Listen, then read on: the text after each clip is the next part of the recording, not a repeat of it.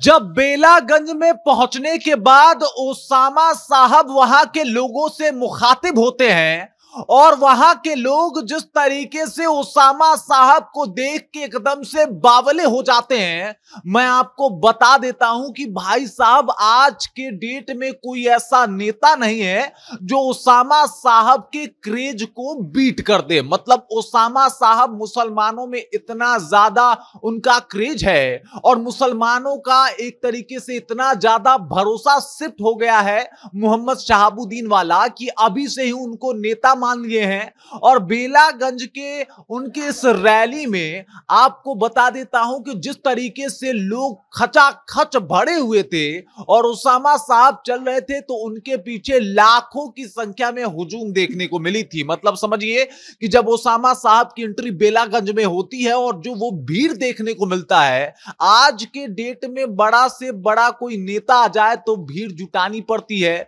लेकिन ओसामा साहब जब बेलागंज में पहुंचते हैं और वो जो भीड़ आती है वो बुलाई नहीं गई होती है, बल्कि ओसामा साहब की एक झलक पाने के लिए आतुर वो भीड़ होती है। किस तरीके से एकदम से बेलागंज में माहौल बांध दिया है और किस तरीके से ओसामा की एंट्री के बाद बेलागंज आरजेडी मय हो गया है, ये सब कुछ मैं आपको बताऊंगा। लेकिन उससे पहले मेरा परिचय जान लीजिए। मेरा नाम है रजत और आप जनता जंक्शन देख रहे हैं। बेलागंज में बात बिगड़ते देख के तेजस्वी यादव ने ओसामा साहब को चुनावी रण में उतार दिया और ओसामा साहब जब कल रात को बेलागंज पहुंचते हैं तो रात में भी जो उनको देखने के लिए, जो उनकी एक झलक पाने के लिए भीड़ उमड़ती है, वो एकदम से माहौल बदल देगा। मैं आपको बता दूं कि ओसामा साहब जाके वहां पे जाके लोगों से अपील करते हैं कि इस बार आप आरजेडी को वोट कीजिए, इस बार आप विश्वनाथ यादव को जिताइए और अगर विश्वनाथ यादव से कोई भूल चूक हुई है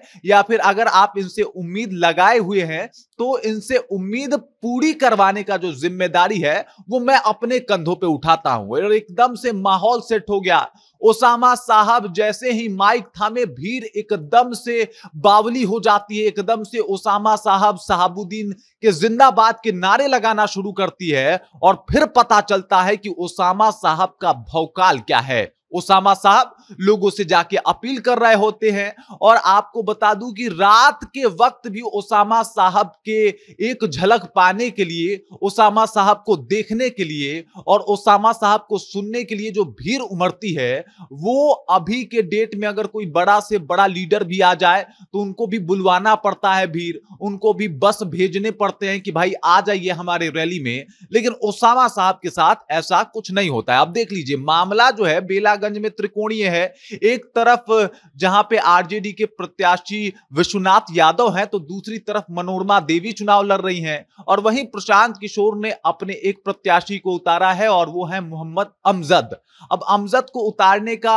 मकसद था प्रशांत किशोर का कि भाई जहां दो यादव के बीच में लड़ाई है वहां पे मैं एक मुसलमान कैंडिडेट को उतार दूंगा और चूंकि दूसरे नंबर पे सबसे ज्यादा यहां पे मुसलमान वोटर हैं तो इनका सीट आसानी से निकल जाएगा। लेकिन अब जब एंट्री हो चुकी है ओसामा साहब की बेलागंज के इस उपचुनाव में तो पूरा खेल ही बदल गया, पूरा माहौल ही बदल गया और पूरा परिदृश्य ही बदल गया। वो वोटर जो आज तक अमजद के पक्ष में वोट करने की बात कर रहे थे, रातों रात वो शिफ्ट आरजेडी के ऊपर हो गए और एक बार फिर से ओसामा साहब के कहने के अनुसार वो वोट करने वाले हैं, ऐसा चिल्ला चिल्ला के वो बोल रहे थे और एकदम स्पष्ट तौर पे वो आवाजें सुनाई दे रही है वीडियो में कि किस तरीके से उस जनसैलाब से आवाज आ रही है कि आप जहां हैं वहीं हम रहेंगे, हम कहीं जाने आने वाले नहीं हैं। अब समझ जाइए कि जो मोहम्मद शहाबुद्दीन ने मुसलमानों का एक भरोसा जीता था उसी को आगे बढ़ाने का काम ओसामा साहब करने वाले हैं